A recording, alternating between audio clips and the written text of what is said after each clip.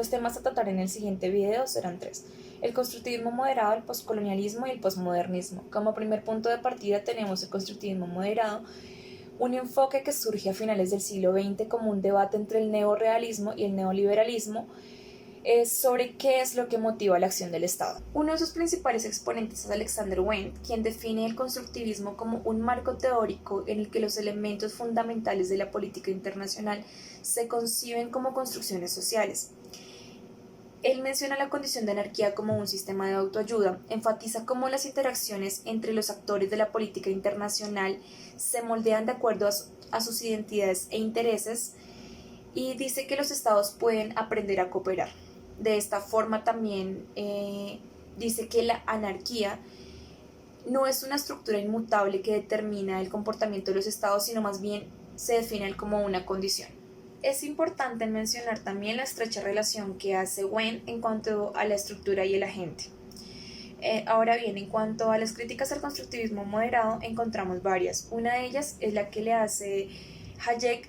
Él es un economista, jurista y filósofo de la Escuela Austriaca de Economía, más conocido por su defensa del liberalismo. Hayek dice que el constructivismo nos induce de manera errónea al pensar que la ley, las artes, la moral y las instituciones sociales pueden justificarse solo en cuanto corresponda a un propósito preconcebido, refiriéndose exactamente a que el hombre creó sus instituciones y su civilización, ya que pueden aparecer como algo inocuo y trivial, significando que el hombre está dotado de razón, lo cual él cataloga como algo cuestionable.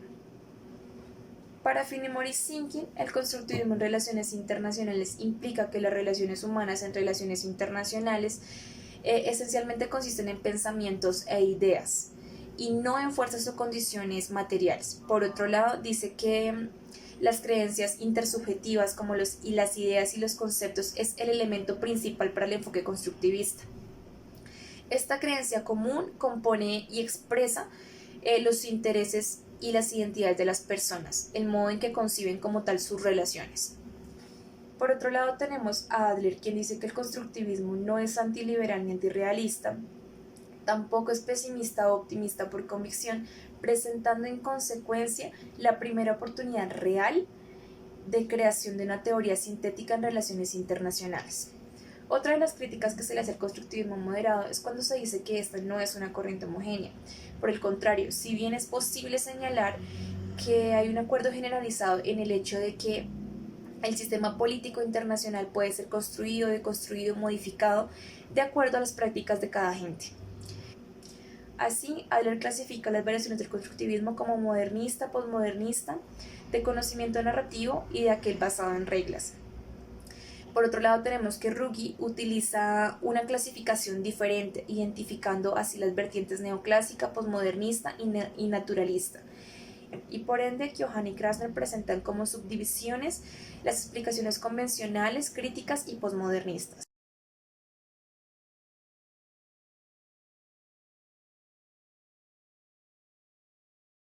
El segundo punto es una respuesta lo más aproximada posible a cuáles fueron los aportes de los autores del postcolonialismo a las relaciones internacionales. Para empezar, es necesario entender qué es el postcolonialismo. Eso es entendido como un conjunto de reflexiones teóricas las cuales van en contra de aquel dominio de poder por parte de los autores norteamericanos y la hegemonía que tienen sobre la disciplina. Los postulados que presentan estos autores del postcolonialismo están encaminados a la descolonización del conocimiento, ya que se ha visto como tal la existencia por parte de una colonización y alienación epistémica y ontológica de las autoridades intelectuales de Occidente.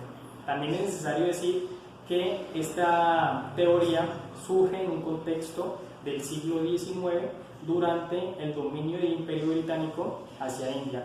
Y por último también recordar que estos aportes son promovidos principalmente por autores caribeños, autores americanos, autores de la India y autores africanos. Ya con esta descripción literaria es necesario adentrarnos en tres contextos diferentes. El primero, a que se sitúa en Gran Bretaña con la producción de instituciones que generan conocimiento y también con esa cúpula de intelectuales que nacen en este mismo país. Estos intelectuales definen las ideas fundamentales del postcolonialismo y también explican cuál es la relación estrecha que existe entre el lenguaje, entre el lugar y la creación del sujeto. En segunda medida, se encuentran aquellos autores que nacen y se crían en las colonias, pero que migran a esos países de producción intelectual como los europeos y Norteamérica para crear sus propios postulados. Esto se ve como tal en autores que defienden sus ideas desde las universidades de la India, de las universidades sudafricanas y también de aquellas escuelas de literatura inglesa. Como tercer medida están aquellos autores latinoamericanos que se encuentran más que todo en el grupo de la modernidad-colonialidad y defienden las ideas y los postulados del postcolonialismo desde la teoría decolonial que critica esta teoría postcolonial.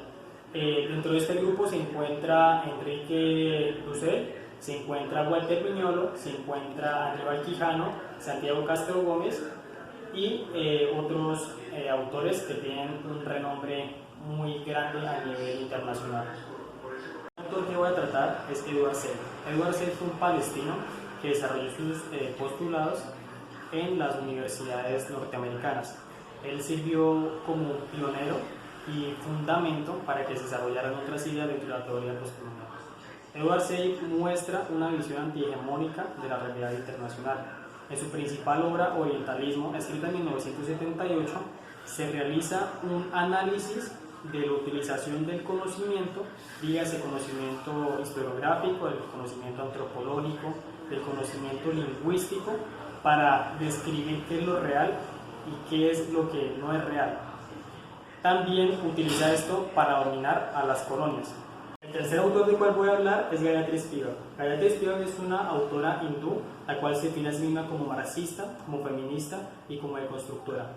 Su pensamiento ético-político está guiado principalmente a una crítica a las instituciones y a la cultura por marginalizar y por excluir al sujeto subalterno. En su obra, escrita en 1999, Crítica a la razón postcolonial, demuestra cómo estos autores europeos de metafísica como Kant, como Hegel y como Marx excluyen al sujeto subalterno dentro de sus discursos y principalmente excluyen a las mujeres. Otra de las obras más representativas de Spivak es la llamada Puede hablar el sujeto subalterno. Allí ella presenta un argumento que va en contra de esa narrativa que históricamente ha dado el capitalismo, la cual excluye y marginaliza al sujeto subalterno.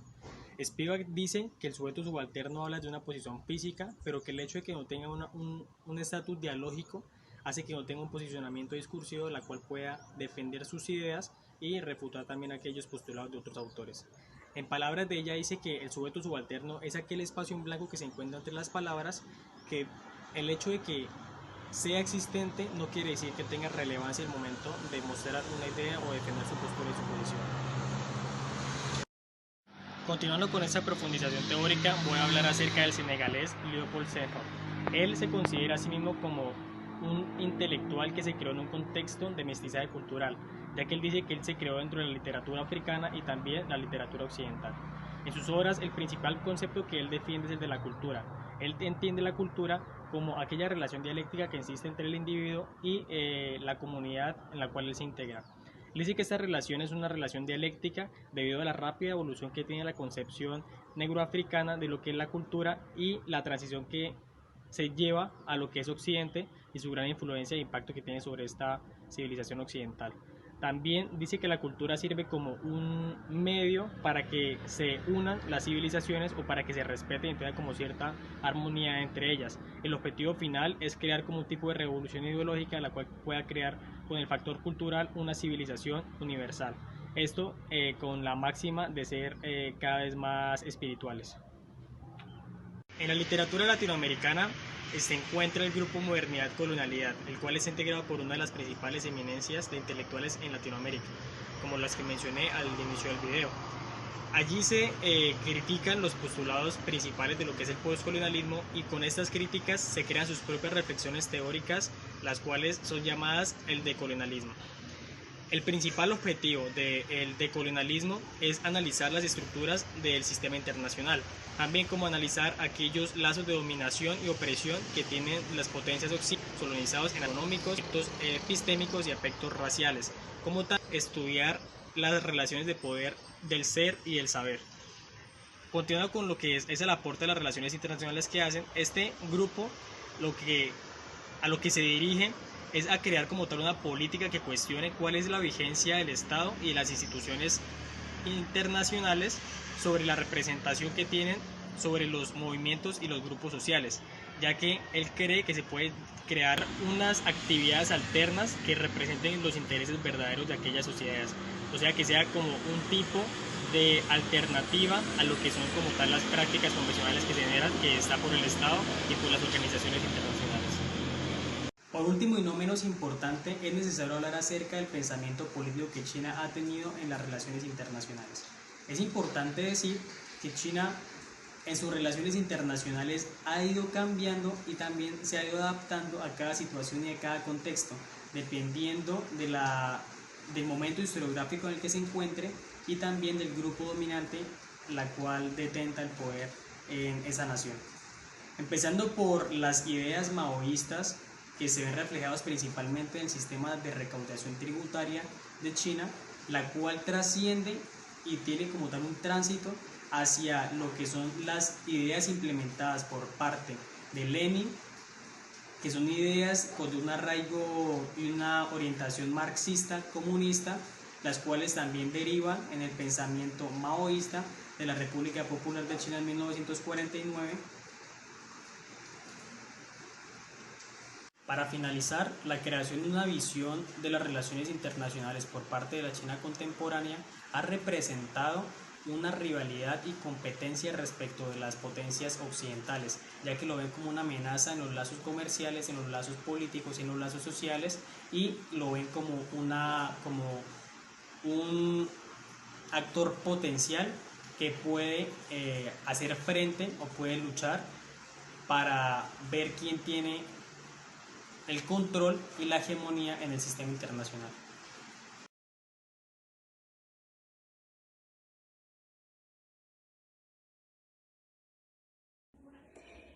La tercera pregunta hace referencia a las principales críticas que se le han hecho al poscolonialismo desde la disciplina. Para poder entender y responder este interrogante fue necesario acudir a un texto, el cual fue escrito por Fernando Galindo, y en donde expone el enfoque postcolonialista en las relaciones internacionales, teniendo en cuenta los diferentes debates, el desarrollo teórico y las principales críticas que se le han hecho. Galindo toma el postcolonialismo como un enfoque y no como una teoría, porque esto le permite tener un marco teórico más amplio para abordar.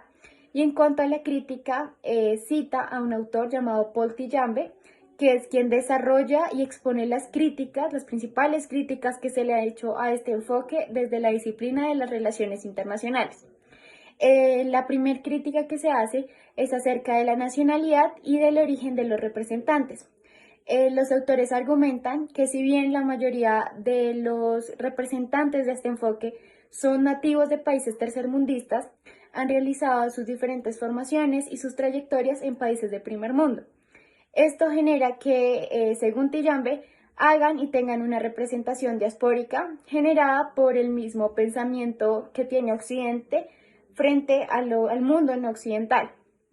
Que de cierta forma las críticas y los diferentes análisis que hacen estos representantes están influenciados y están permeados por el pensamiento occidental que adoptaron cuando realizaron sus diferentes formaciones académicas. El segundo punto hace referencia a los análisis postcolonialistas. Los autores concuerdan en que estos representantes le dan un valor agregado a la cultura y al discurso, a lo discursivo, al factor discursivo. Esto genera que desplacen el factor material, generando que al tener una lectura tan culturizada, los análisis sean muy abstractos. Y en cuanto al discurso, Galindo cita a otro autor llamado Saussure, que expone que muchas veces estos representantes utilizan la intertextualidad y lo que hacen es vincular textos que muchas veces lo hacen de forma arbitraria y que utilizan textos muy heterodoxos. Esto genera que las críticas se les reste un poco de consistencia teórica y de claridad. Y el tercer punto de crítica es acerca de las inconsistencias, los elementos, las inconsistencias que tienen en los elementos de formulación. Esto quiere decir a que uno de los objetivos del poscolonialismo es emancipador y lo segundo es que toman elementos teóricos del postestructuralismo y del posmodernismo. Esto genera que inicialmente estos dos van como en contra y cuestionan al primer objetivo.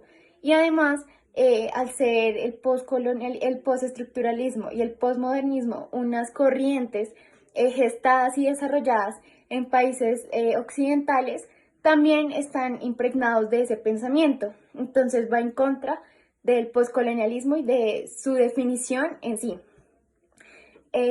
Finalmente, los autores mencionan y argumentan que este enfoque está marginado del estudio de las relaciones internacionales por la falta de claridad en sus objetivos, como ya lo expliqué, y además por tener un campo de investigación muy pequeño, muy cerrado.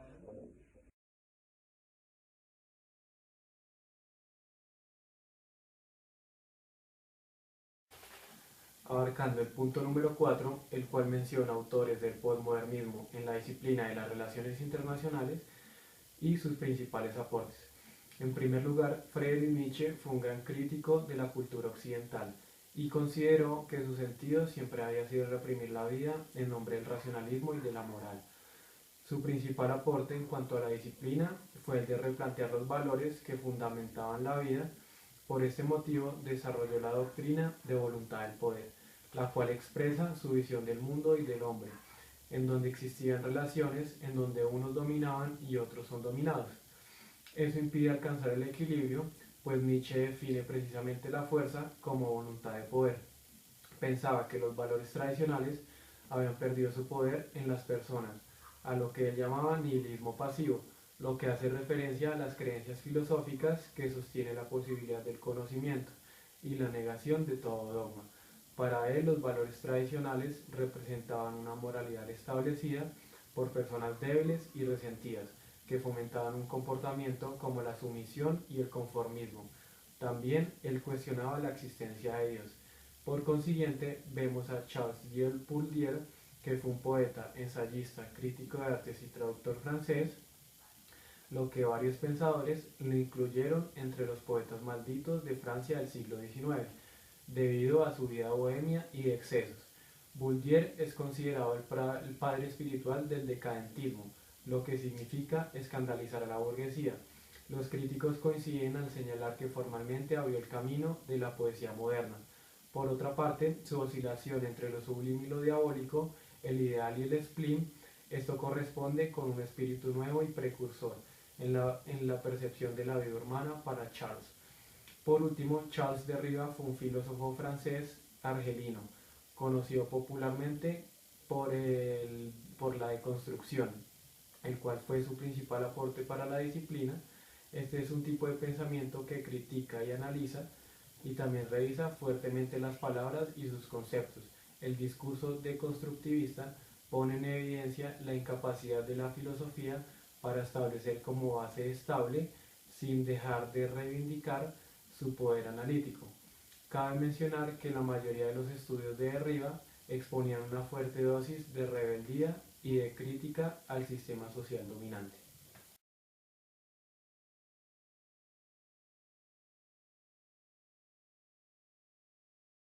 Bien, muy buenas tardes. A continuación vamos a hablar con respecto a las críticas que se realizan hacia el posmodernismo. En ese orden de ideas nos vamos a centrar en un autor que se llama Alan Sokal. Él es un físico matemático y lo que hace es buscar a través de las ciencias exactas una crítica y una relación a la filosofía y de allí proponer sus críticas dentro del texto transgrediendo los límites hacia una hermenéutica transformadora de una realidad cuántica. Es bastante denso este texto debido a que tiene un gran rigor cuantitativo, pero también un rigor filosófico bastante profundo con respecto a las críticas.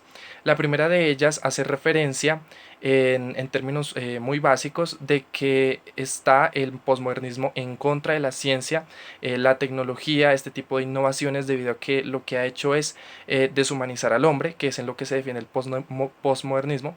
Más sin embargo, Alan Sokal defiende la idea de que la ciencia y la tecnología es base fundamental y para nuestra sociedad civilizada del siglo XXI.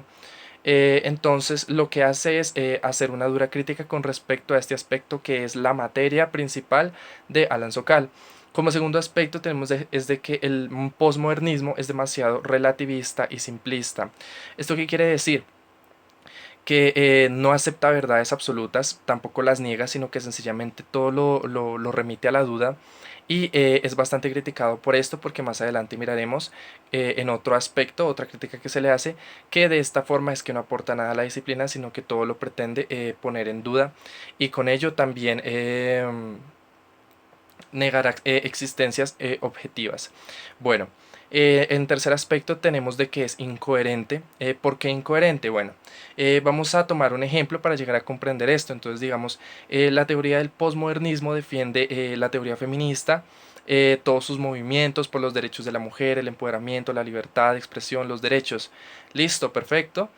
Pero a su vez el posmodernismo lo que hace es que defiende también a doctrinas religiosas, ¿sí? Que tienen un rigor de derechos limitados para las mujeres. Entonces, bueno, estás apoyando a movimientos feministas, pero también estás apoyando corrientes religiosas que van a su vez en contra de los derechos de la mujer, ¿sí?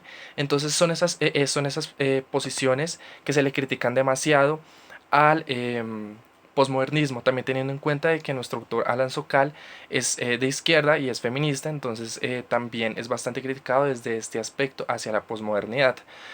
Como otros aspectos importantes es de que no propone nada nuevo eh, a la disciplina, sino que todo sencillamente lo pone a debate, lo pone a crítica, todo llega a ser subjetivo, más sin embargo no genera una construcción, un mayor contenido hacia nuestra disciplina.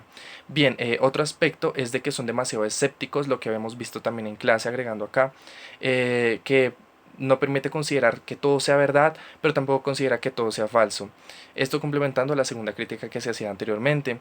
Niega la existencia de realidades objetivas, lo que habíamos mencionado, y a hacer énfasis en que todo se puede llegar a estudiar desde la subjetividad. Entonces esta es una de las grandes debilidades que se considera del posmodernismo, una gran crítica.